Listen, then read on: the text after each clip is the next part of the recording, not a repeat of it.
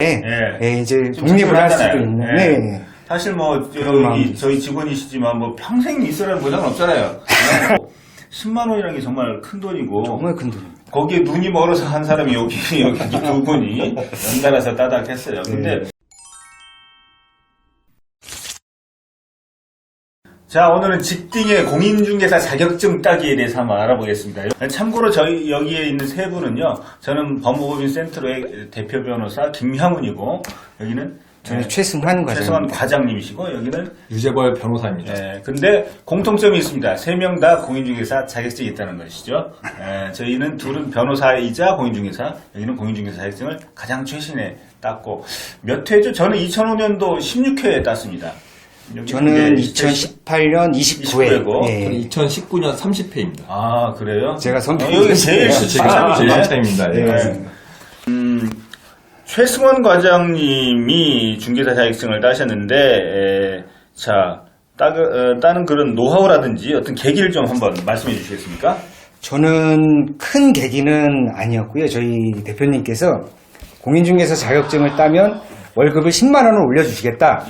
라는 그 공지를 주셔서, 이 직장인들이 월급 10만 원 올리는 게 쉬운 일이 아니잖아요. 거죠.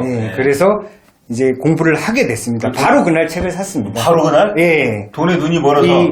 책만 사면은 좋은 마인드예요. 돈에 눈이 멀어서 되게 좋은 마인드예요. 책만 사면 10만 원 내라서 처음에 이렇게 책을 샀는데 저희 대표님께서 이렇게 계기를 주셨다라고 저는. 근데 공부하다가 한 두 달쯤 되다 보면 이게 막 지루하고 따분하고 좀 어렵고 그런 점 없었어요? 정말 많았습니다. 일하고 같이 하다 보니까 피곤하고 졸립고 또 그때 2017년도 이제 아기가 이제 태어나서 육아도 해야 되고 하는 상황에서 피곤했는데 그래도 하다 보니까는 어느새 이렇게 제 머리도 이제 부동산 쪽으로 가고 그래요? 하는 일도 발전이 있어서. 참고로 저희 법인이 부동산 재건축, 재개발, 명도 이런 쪽의 전문이어서 이제 제가 이제 대표 변호사로서 직원들의 전문성을 향상시켜야 되겠다라고 생각을 했고 가장 좋은 방법이 공인중개사 자격증 아닌가 이렇게 생각을 해서 이제 회의를 통해서 공지를 했는데 공인중개사 자격증을 따면 업무에도 도움이 되고 또 본인도 혹시 모를 노후의 어떤 그런 생각도 있었죠. 저도 혹시나 노후에 이제 독립을 할 수도 있는. 사실 뭐 여기 저희 직원이시지만 뭐 평생 있으라는 보장은 없잖아요. 그러니까 근데 왠지 있으면 든든해요. 저도 변호사지만 공인중개사 자격증이 있으니까 은근히 든든하더라고요. 변호사가 일이 힘들잖아요, 되게. 맞습니다. 힘들어서 중개사해서 이제 하는 것도 괜찮겠다 싶었고 10만 원이라는 게 정말 큰 돈이고 정말 큰 돈입니다. 거기에 눈이 멀어서 한 사람이 여기 두 분이 연달아서 따닥했어요. 근데 한 두 달쯤 하면 되게 어려웠을 텐데요. 용어가 어땠습니까? 용어가 처음에는 정말 낯선 용어들 너무 많았고요.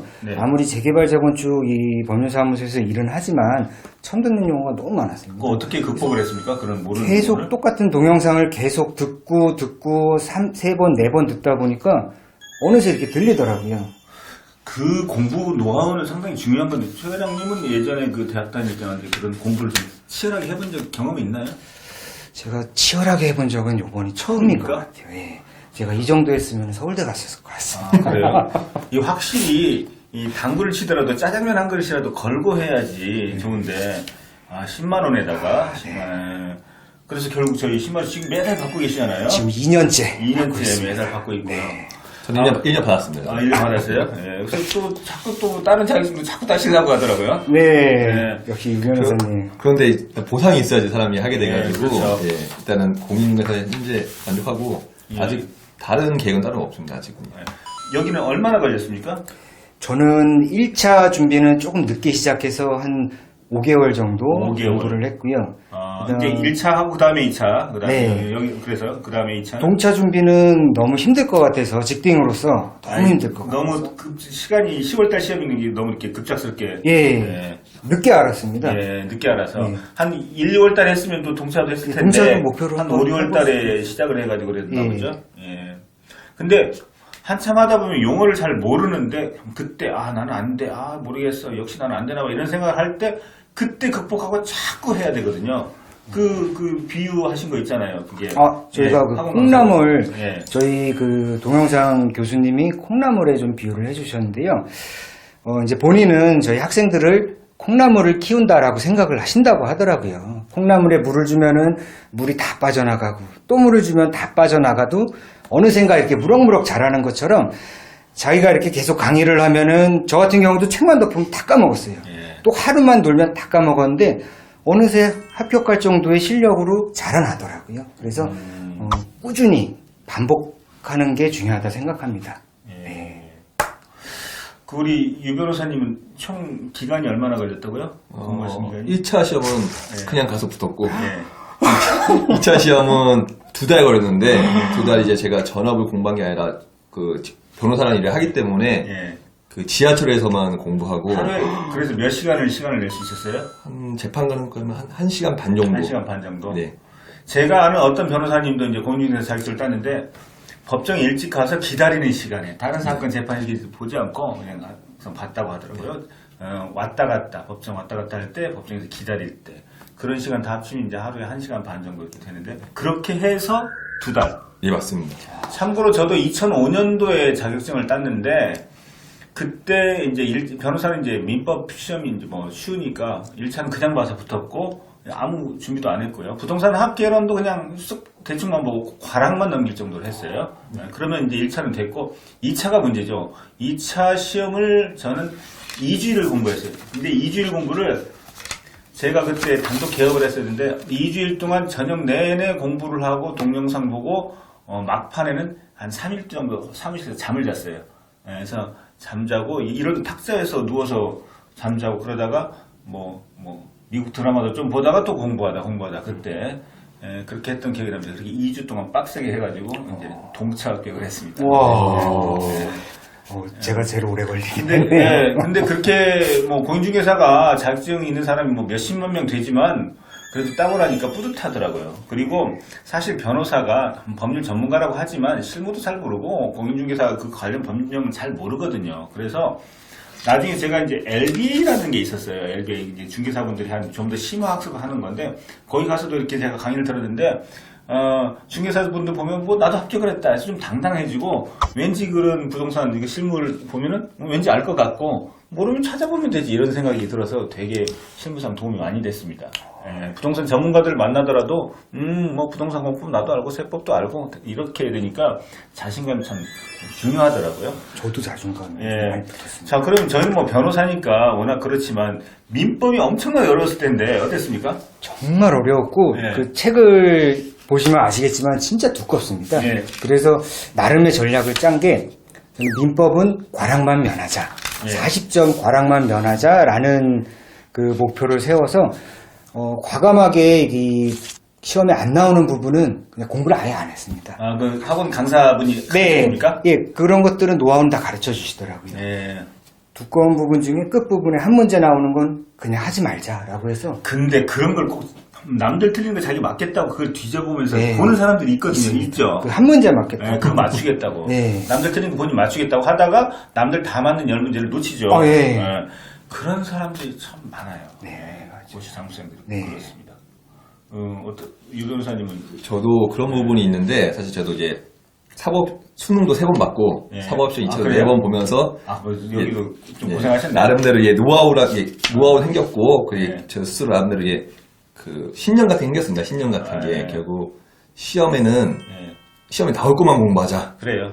맞습니다. 그래서 특히 2차 시험 같은 경우에 제일 어려운 게 부동산 국법이라는 과목이 있습니다. 그래서 특히 그 건축법이 있는데 숫자가 어마무시하게 나옵니다. 그래서 그거를 제가 한번 보니까 이거는 내가 맞출 수 있는 문제가 아니다. 한 문제 나오는데 그냥 내가 그걸 포기하겠다. 참 이게 다행인 게 이 시험이 상대평가나 무슨 90점을 넘어야 되는 시험이 아니고 절대평가죠. 절대평가고 60점만 넘으면 되기 때문에 40점은 틀려도 되는 것 같습니다. 점만 공부하면 40점은 이제 넘기니까 다 이해하고 합격한다는 것은 불가능합니다. 저는 요새 나오는 모든 시험은요 다 이해하고 한다는 건 불가능하다고 생각하고 이미 선배들이 만들어 놓은 어떤 매뉴얼을 그냥 딸딸딸 외우고 그 매뉴얼 중에서도 핵심 부분만 해야 되죠. 제가 고시 공부할 때도 강사분들이 꼭 그래요. 어떤 강사분이 책을 이만큼 보면서 1페이지부터 50페이지까지 여기를 잘라 내버리세요. 이렇게 그분이 어떻게 가르쳐주냐면요. 이 책을 넘길 때 이 부분은 이 60페이지 이만큼을 잘라버리세요라고 합니다. 이 가위로. 저도 그런 그렇게 했어요? 그걸 저는 실행을 했어요. 상법 같은 경우는 보면 앞에 쓰레기 같은 부분 많아요. 그래서 제가 잘라버려요. 그래서 나중에 공부할 때 잘라져 있잖아요. 그대로 넘겨버립니다. 예. 여기 뭐가 있는지 뭐 신경 쓰지 않아요.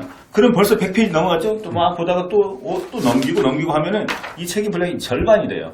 절반이 되면 넘어간 통과한 그 부분이 너무 아쉽잖아요. 막 화장실 갔다 와서 막 뒷정리 안 하고 온 것 같은 거. 네. 그걸 참아야 돼요. 그걸 참아야 됩니다. 맞아요. 예. 그걸 뒤지다가 남들 다 맞는 거 틀려요. 그래서 절대적으로 시험이라는 것은 에이 틀려버리지 뭐 라고 덜렁덜렁 하시는 분들이 빨리 붙어요. 소심한 사람은 늦게 붙고. 자, 또 이렇게 또 추가적인 노하우 있으면 좀 말씀해 주시죠. 민법, 공법 이 두 과목이 상당히 어렵다라고 소문이 다들 알고 계실 거예요. 예. 그래서 저는 이제 중개사법, 그 다음에 다른 고득점 노리는 과목에서 남들보다 조금 더 고득점을 노리자. 중개사법을 확실하게 중개사법을 확실하게. 조진다. 예. 조진다. 중개사법은 95점 이상 맞아야 된다라는 생각으로 했고 고득점 하기가 쉽다라는 거죠. 중개사법. 계속 외우면은 네. 되더라고요. 이 네, 과목. 중개사법. 네. 그래서 결국에는 2차에서 저는 공법 40점 맞았습니다. 40점 맞고 딱. 예. 과락 간신히 면하고 중개사법은 한 90점대. 그다음에 뭐 세법이나 그런 공시법에서는 그래도 한 7, 80점 이상 맞아서 거의 뭐 턱걸이로 붙기는 했지만 그래도 취득을 했어요. 점수가 저 많이 높네요, 저보다. 높아요? 저는 이제 중개사법은 80점 정도 맞았고, 80점대. 그리고 이제 부동산 공법은 솔직히 55점. 그래요? 예. 건축법은 다 제꼈으니까 이제. 예. 그리고 이제 공시법, 세법도 한 60점대인데, 예. 저 같은 경우는 기출문제만 봤습니다. 기출문제만 봤는데, 그것도 기출 지문 5X. 기출 문제를 말이죠. 공부 시작하는 초기에 봤습니까? 아니면 말기에 봤습니까? 저는 처음과 끝까지 봤어요. 처음과 끝까지 봤어요. 그거만 봤습니다. 아, 그래요? 예. 기출 문제를 보다 보면 이게 답은 이건데 왜 이게 답인지 잘 모르는 상황이 있잖아요. 네. 그럴 때 어떻게 합니까? 다 찾아봅니까? 아니면 그냥 그러려니 하고 넘어갑니까? 근데 이게 대표님과 좀 저랑 다른 게 예. 지금 이제 하도 인프라가 좋아져가지고 예. 기출 문제가 아니라 기출 지문이 아, 지문만 따로 예, 나오죠? 5X로. 5X로. 예. 그 왼쪽에는 실제 기출 문제, 오른쪽에는 정답. 해설이 있죠. 예. 예. 그래서 오른쪽만 보고 왼쪽에 예. 이게 숨은 그림 찾기 하듯이 딱 그것만 비교해가지고. 그러니까 실제 지문에서 뭐 이게 쭉 문장이 나오는데 틀린 거, 예. 맞는 게 있는데 이게 왜 맞는지, 왜 틀린지가 아니라 이쪽 오른쪽에 있는 해설, 맞는 해설만 읽었다는 얘기입니까? 보면서 가끔씩 왼쪽 거 보면서 여기서 나오는구나. 이게 정답이구나. 이게 함정이구나. 예. 왜냐면 지문을 보다 보면 틀린 지문을 자꾸 읽다 보면 머리가 헷갈리거든요. 예, 맞습니다. 예. 그러니까 맞는 해설 지문을 주로 보되 여기서 꼬았구나라고 역으로. 네. 이게 사실 이게 상대평가나 뭐 90점을 넘는 시험이면 이해 안 되는데 예. 이게 절대평가고 이게 60점을 넘으면 되는 시험이고 제가 이제 객관식을 합격해본 경험을 비춰보면 시험 선수잖아요. 이제 네. 그렇게만 해도 맞출 수 있는데 네. 사람들은 자기가 맞출 거라고 이제 확신을 못 가져서 과도하게 그것만 보는 경향이 있는 것 같습니다. 예. 그래서 저 같은 경우는 기출지문만 계속 보다가 한 3일 정도는 실제 시험 문제를 도서관 가가지고 똑같은 시간에 모의 시험을 스스로 했네요. 예, 5년씩 봤는데 나는 합격을 하겠다. 점수는 안 좋지만 합격을 하겠구나. 확신이 들었군요. 예, 맞습니다. 예. 혼자 그 모의 시험을 치른다는 것도 굉장한 정신력을 요해요. 집중해서 뭐 3시간인가 그걸 해야 되니까. 딱 정해진 시간 안에 정확히 그 정해진 시간에 딱 푸는 연습. 화장실도 딱 그 시간에만 갔습니다. 이 독하네 은근히. 대단하신데. 물론 그 아까 말한 10만 원이 뭐 예. 사람들이 뭐 적은 돈인데 왜 이렇게 변호사가 돼가지고 그런 걸 하냐고 했는데 저는 대표님이 10년 갈 거라 생각하고 또 1년에 멘트도 잘해요 아주. 1년에 120이면 1200이지 않습니까? 1200. 1200만 원이네. 네, 1200이면 그게 어차피 내 공부고 내 자격증인데 그렇죠. 노후 대비도 되고. 사실 제가 공인중개사를 마음에 염두를 하고 있었는데 회사에 돈을 주겠다. 실제로 받는 사람 있는 걸 보고 여기서 먼저 그걸 보고 이제 그래 어차피 내 공부하는데 돈까지 준다고 하니까 이게 한번 해보자. 그리고 원서 접수하고 나서 제 변호사들 중에서도 좀 제 동기에서 지원한 사람이 있었습니다. 근데 다들 바쁘고 그래가지고 뭐 시험을 못 봤는지 모르겠어요. 시험을 아예 안 봐버리는 경우가 있죠. 제가 실제로 저희 유 변호사님이 지하철에서 공부하는 걸 봤어요. 봤어요? 출근길에 누가 이렇게 사람 많은 데서 책을 펴놓고 공부를 하고 있더라고요. 그래서 누군가 봤더니 유 변호사님 쓰더라고요. 그거는 저한테 단순한 공인중개사나 10만 원이나 1200만 원짜리 공부였기 때문에 저런 말은 또 잘하죠, 멘트를.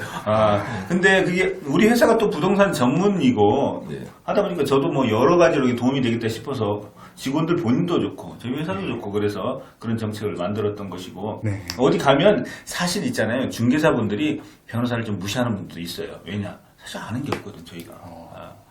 저희는 그래도 부동산 전문을 하기 때문에 좀 알지만 일반 변호사 중에는 부동산에 대해서 잘 모르는 분들 꽤나 있어요.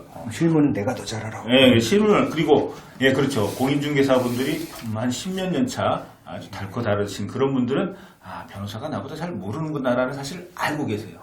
그래서 은근히 이렇게 내려보기도 할 때 저도 자격증 있습니다. 그러면 그분들도 같은 예, 우리 동지야. 같은 예. 동족이구나 뭐 이런 동지감을 느끼죠. 네, 동지, 우리 거죠. 동지야. 그게 이제 저희들은 몇 회냐 또 나오고. 몇 회냐 제가 선배인데요. 그러면 네. 제가 변호사 안 하고 공인중개사 했으면 돈을 더 벌었을 텐데 이제 이런 말도 하고 네, 맞습니다. 그래서 동질감을 느끼고 저희로서도 사건 수임도 뭐 더 잘 되고요. 좀 아는 척도 하고 네. 그렇게 되는 거죠. 저는 공인선 분들 만나면 예. 이제 그때부터 이제 말하고 30회다 말하고 이제 그때부터 예. 선후배가 됩니다. 선배님, 후배님. 네. 저도 이제 후배로 이제 여기 또 보통- 마루티 씨 또 선후배로 또 있고 공인중개사 선후배 예, 뭐 맞습니다. 여러 가지 뭐 하시네요. 이게 별거 아닌 것 같아도 제가 라떼는 말이죠. 제가 언젠데 그걸 딸 때 뭐하러 따냐고 하는데 요즘은 다들 뭐 열심히 따시더라고요. 네. 아니 좋아요. 예. 그 응시 인원이 점점 더 늘어나고 있다는 얘기도 있어요. 그래요? 저 18년도만 해도 30만 명 뭐 그 정도였는데 이제 막 19년도에 40만 명을 넘었다. 네. 그런 얘기도 있었고요. 난이도가 점점 올라가.